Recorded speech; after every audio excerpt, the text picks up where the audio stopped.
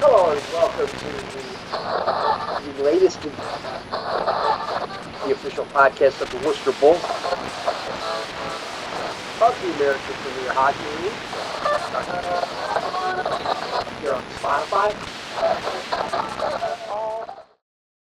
Welcome to the Shooting the Bulls podcast, the official podcast of the Worcester Bulls of the American Premier Hockey League. I'm Keith Kokinda, play-by-play voice on our YouTube channel. You look us up there as well as here on Spotify for all the the previous podcasts, as well as the replays of our games on demand. And also be sure to follow us on Instagram at Worcester Bulls Hockey. Tonight, we have both a newcomer and a repeat guest here on Shooting the Bull. Matt Omiecinski, who was on, I think, either the first or second one we did. And Mike Starr is also joining us. Last game of the regular season coming up Saturday at Thousand Island. A team you beat pretty comfortably. But again, as we've seen too many times this season, Matt, another long layoff in between games. Is this something you're starting to get a little bit used to, or would you rather be playing a little more as you make a playoff push? I think, especially near the end of the season, where regardless, we're going into playoffs and everyone's excited about that, but burnout can happen. So having that, yeah, you want to practice every week and you want to play every week, but when it doesn't happen, it just kind of makes you, when you get to that point of being able to play a game, you're going to go a little bit extra there. Yeah, playoffs are always a little bit more of a grind. Mike Starr again joining us for the first time here. As I mentioned, the schedule's been awfully iffy, but I have to think that, here in 2026, the team really started improving, and then all of a sudden we hit these inadvertent bumps in the road because of schedule changes, snow, and teams suddenly no longer existing. How much of an adjustment has that been for you? Well, for me, it's just another ride on a roller coaster, right? But I think the teams kind of came together throughout all that process and everything like that, and we've gotten together a couple times and had some good skates and good camaraderie afterwards. So I think the team's buzzing pretty good. Yeah, would you agree with that, Matt? Because that's something everybody who's come out has talked about, us how the cohesiveness and the togetherness has really grown greatly since the beginning of the season. Yeah, we joked when we were on the road in Pittsburgh and we won 2 in a row, and we're like, oh, longest streak in franchise history. But then we end up winning, right? And then we're kind of starting to peak at the right time. We're not exactly there, but there's been consistency in a lineup. There's been consistency in the way we're playing. And just like the last home weekend against Buffalo really kind of showed yeah, we're right there. We know we won Saturday. We know why we lost Sunday. And it's not because we were outplayed. We were outplayed in the last 5 minutes of that game, but we know exactly what we did and hopefully not do it again. Yeah, he mentioned the weekend series with Buffalo, Mike, a team you had played pretty well when you went up to Niagara Falls back at the end of December. You got the one over, so you got the 1 point for the overtime loss. And this time you got the win on Saturday night. And unfortunately, a couple of leads got away on Sunday. But do you feel like that was, even with the loss, that playing as well as you did against Buffalo the second time around was a confidence boost for the team? Yeah, absolutely. We definitely got some confidence coming out of Pittsburgh for sure, going into the Buffalo weekend. So that first game really set the tone for what we should expect out of us. Unfortunately, the second game didn't go as the way we wanted to plan. But yeah, I think that's going to drive us for playoffs, and it's going to be a good series, that's for sure. Yeah, we're looking forward to the playoffs. Buffalo also have their spot wrapped up at number 2 in the Eastern Division, with the Bulls currently sitting at number 3. That probably won't change. And then, of course, we're waiting for the playoff schedule. The Bulls will get at least one home playoff game for certain. It'll be a best of 3, with the second and third games being played at the higher seeded team. Matt, as we talked about in 2026, the road performances have, even in 2025, there were some pretty good road performances, let alone in 2026. Do you feel like, especially if you can win the first game at home, that you'll feel like, yeah, we've got a really good chance to put this one away, even though we have to go on the road for games 2 and, if necessary, 3? Yeah, you want to get the first one out of the way because you kind of have that in the back of your mind. But then at the same time, it could hurt you where, well, if we lose it, then we still have one more to try to win, right? I mean, it's you don't want to take for granted that you have 3 games. You want to win it in the 2. You don't want to let up just because you win the first one at home. You want to carry that momentum, but I mean, it's the games can swing like the ebbs and flow of like losing and winning in this league are so great sometimes from one game to another that you can't really let up and take a team that you beat what you felt pretty handily for granted. I'm getting a little Kevin Millar vibe there from that. If you remember in 2004 when they were playing the Yankees in the American League Championship Series, down 3-0, and Kevin Millar was saying, "Don't let us win Game 4 because if you let it get, you will probably win games 5 and 6 with Pedro Martinez and Kurt Schilling pitching, and Game 7, anything can happen. You can't let it get to that point." So yeah, it's you'll killing that with the sledgehammer mentality. Mike, going forward. With the playoffs, as I said, do you think the road performance will be an asset to you, knowing you're going to have to win at least one game on the road? Yeah, I think with that little space in between those games, I think we're going to come out in that second game firing on all cylinders. And going further on that, Mike, as we mentioned, all these breaks you've had, being pretty well rested. If you go like on back-to-back weekends, do you feel like you'll have a little bit of an advantage there, knowing you haven't had to fight as hard here in the second half of the season because of the scheduling problems? Yeah, I think all of our bodies have healed up pretty good since the beginning of the season with all the injuries we had. So having the extra strength in the lineup really helps. So yeah, I believe so. Yeah, and that has to help because we've had a few players out, injuries and unavailable. Nick Sierra being one of them, one of the team's leading scorers.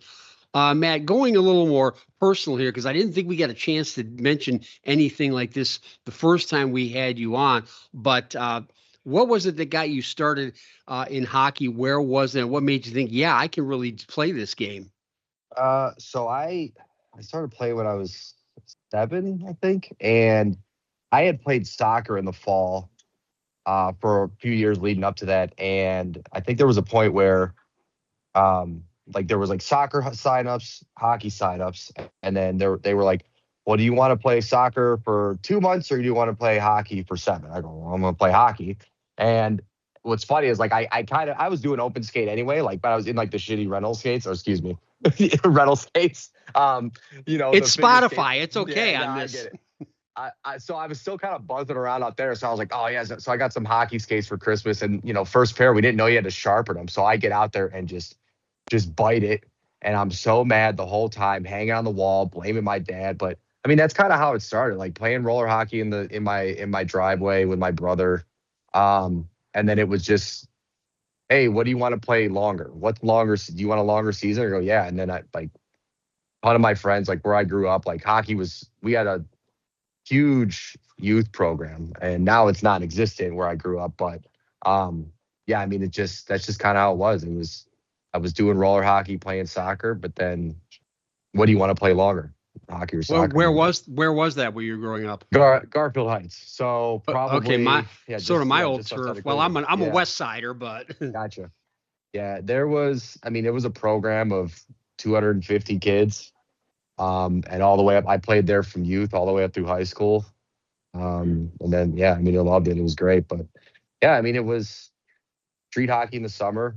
It was fun. We just messed around, and then it kind of just took off. I was good at skating and stuck with it. Yeah, I remember when I coached minor hockey over at Winterhurst over in Lakewood. I know Garfield Heights and Trinity High Schools both had pretty good programs back in the 90s. I'm a little surprised that dropped off as it did. Mike, what about you? Where did you get started playing hockey, and what made you think, yeah, I want to pursue this further?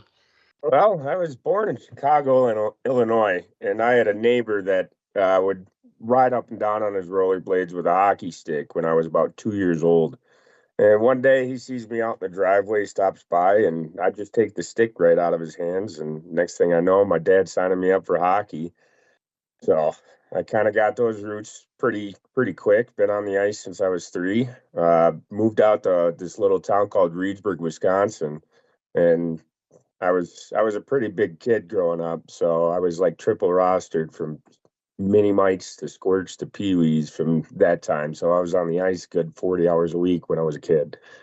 So that was all fun and games, and had some good luck and good years throughout high school. But juniors took a hold, got a couple injuries, took some time off, and now I'm playing here. Yeah, we got if you get a goal, we got to have Chelsea Dagger queued up for you, right? Oh, absolutely. And it's funny because my mom just called. My mom's a huge Hawks fan because we lived in Chicago briefly when I was young, and I've got I got the goal, the Chelsea Dagger for a text tone, and the goal horn at the old Chicago Stadium as a ringtone. Oh So yeah, I know it's her. But Wisconsin, Minnesota, they call themselves the state of hockey.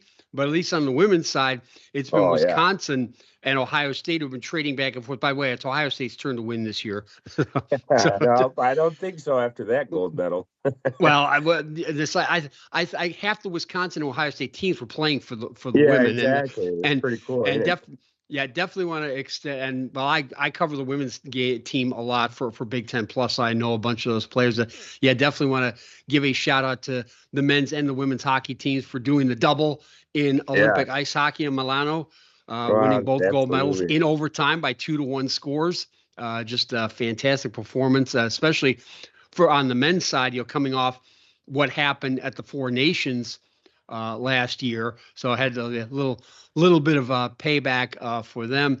Matt, I'm guessing you probably watched at least some of the tournament. Who was it that really kind of stood out for you? Other than Connor Hellebuck in the final, of course. I mean, everyone talked about Macklin Celebrini. He's the kid, like it's unreal. I think he has a future. The fact you think? Like him, but like he's 19 and playing that confidently with the best players in the world. It's unbelievable. But not even just like U.S. and Canada. You see, I think honestly the thing that really surprised me is like you see when Sweden was like benching Philip Forsberg for an entire that was stunning.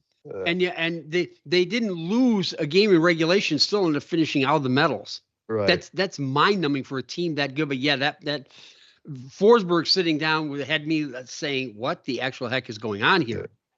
But Seth Jarvis too. Like I know I'm talking about the Canadians, but these are just players that I like. Yeah. Seth Jarvis is the guy. Wait, he was a late ad from an injury, and he came in and played.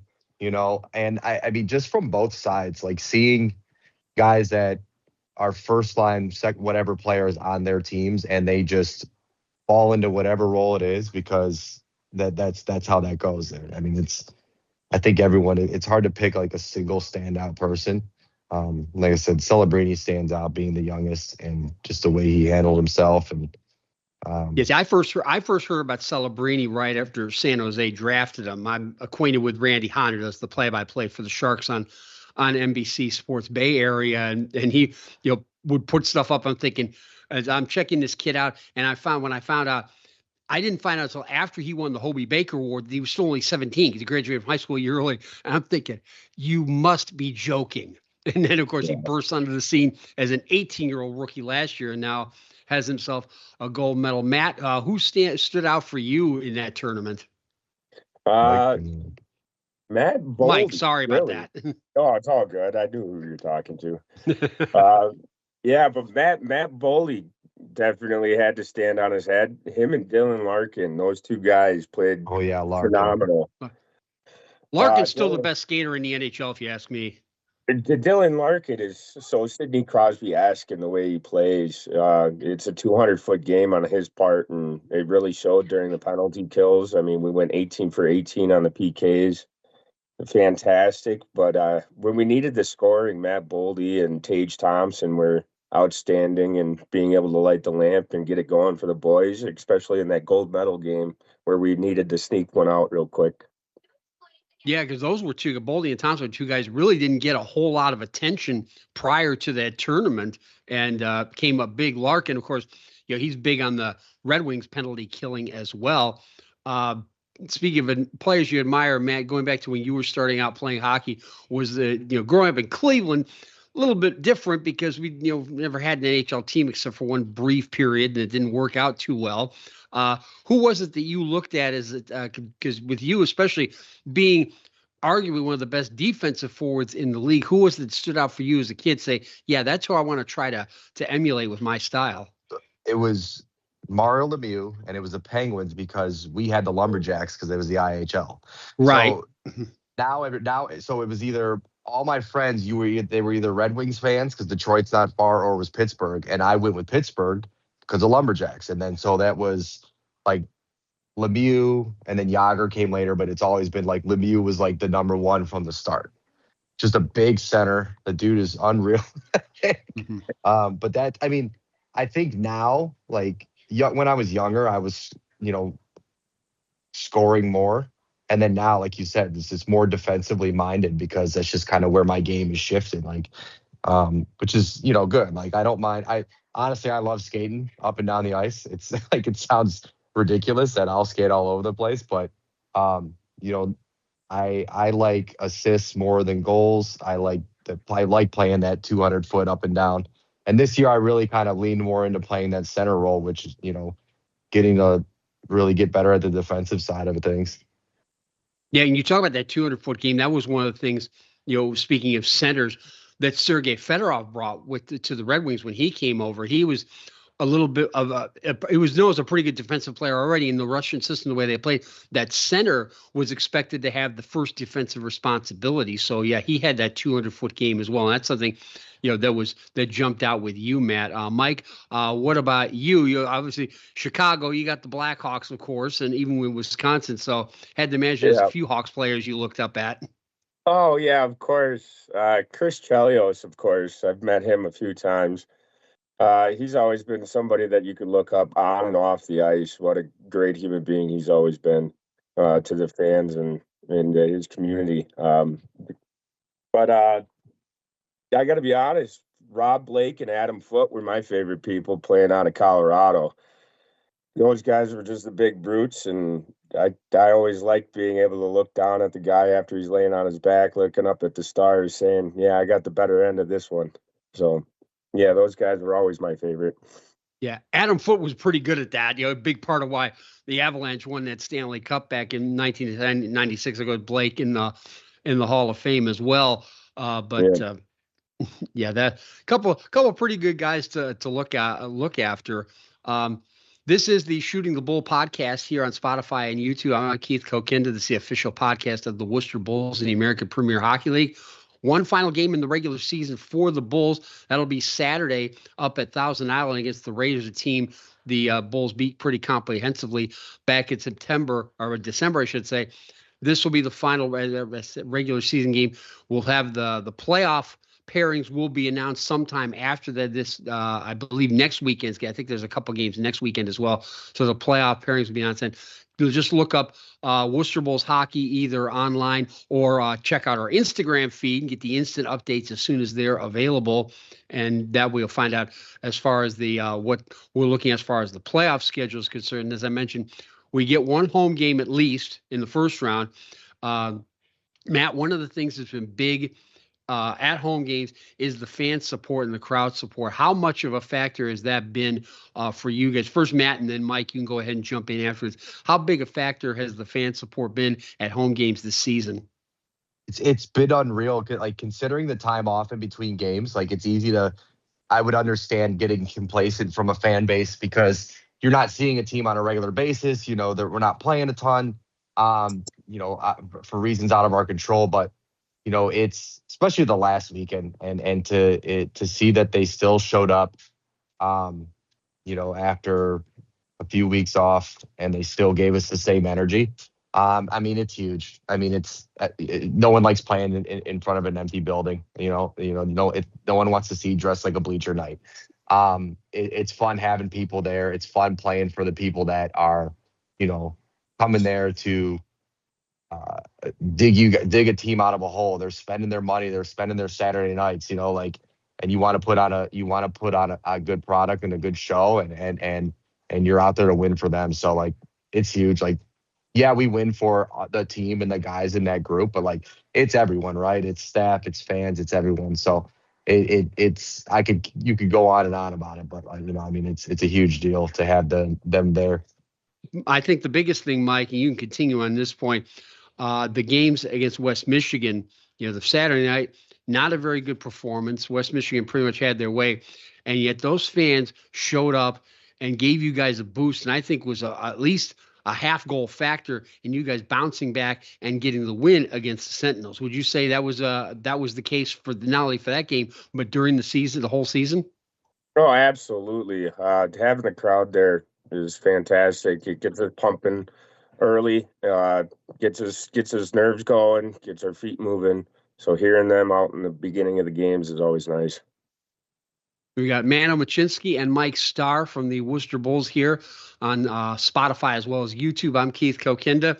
Speaking of YouTube, and as well as our Instagram account, Worcester Bulls Hockey, something that's got added last week, something we just finished up, and Ben Ickes, who runs all the technical aspects of everything we do online, deserves some kudos not only for this and for the game broadcast, but the new commercial we did for Rink Rat Body Wash. I don't know how much of a part you guys were in that, but tell us a little bit about, first, Matt, what went on behind the scenes and getting all that done and getting that commercial ready. It was finding people volunteering to shower on camera. I'm glad they didn't ask me. That wouldn't have been a good idea. Yeah, no, no one wants to see this barrel sudsing up. So, no, it was funny. It was like, I remember when they were actually filming, like we seen the script and it was kind of like cheesy, but like we get it. Like that's a commercial. That's what it's supposed to be like. But the guys who did it and it just came out. We were talking about it before we went on, and it was actually hilarious. Like, and like I mentioned, like TP is the only one actually showering. He's like, yeah, okay, we had practice. I got to get clean. And then shoots the beard thing, and then the hair. That was a good touch. I like that. The hair flip with Great House was unbelievable. I was like, whoa, that man's a model. Yeah, I keep my hair short. I can't do that. Mike, I don't think I could grow it that long. Well, I could. It would take a little while, but I could pull it off. But I'm not really interested in doing it. Mike, what about you? How did you enjoy? I'm just happy I cut my hair early in the season. They're not doing the hair flip either, right? Yeah, got me out of that one. No, but the boys did good job. The commercial looks fantastic. I'm excited to see where it goes. Yeah, so am I. Ben, I don't know about the actual staging and the blocking and everything. I'm using theatrical terms here, so I apologize. It's setting everything up where everybody's supposed to go. I don't know how much responsibility, Ben, you had for that, but I know you wrote the script, and having done some of that stuff before, it was very, very good. I only made one suggestion for a change, and I think it worked out well. But Ben, yeah, kudos to you for the writing and getting everything set up, get it on video and editing it, making it look like a really professionally done commercial, which I knew it would be coming from you. The way you have done things, definitely want to make sure I give you plenty of kudos for all the work you've done here on the podcast, the commercial, as well as the games. And speaking of that sort of thing, the games, this Saturday's game at Thousand Island, it will be available live on YouTube from is it 7 p.m. or 7:30? I don't remember which. Great question. You guys, yeah. Okay, go on at 7:30. Okay, well, anyway, go on at 7 just to be safe. But go on to YouTube, look up Thousand Island Raiders. They'll have their own YouTube channel. Every team in the league does, and you'll be able to watch it live. Hopefully, they have it archived as well. I don't know how everybody else does that. I know Ben is usually pretty good about having our games archived pretty quickly, along with the podcast. Again, you can check out all the previous games on demand as well as the podcast on our YouTube channel at Worcester Bulls Hockey, and also all previous 11 episodes of the Shooting the Bull podcast are also available here on Spotify. So, Matt Omiecinski, Mike Starr, thanks for coming on tonight. We appreciate it. Best wishes. Have a safe trip up and back. Play well, stay healthy, play filthy, and stay fresh as well for Ben Ickes as well. I'm Keith Kokinda. We'll catch you again in a future episode of Shooting the Bull here on Spotify and YouTube. Awesome. Take care, guys. See ya.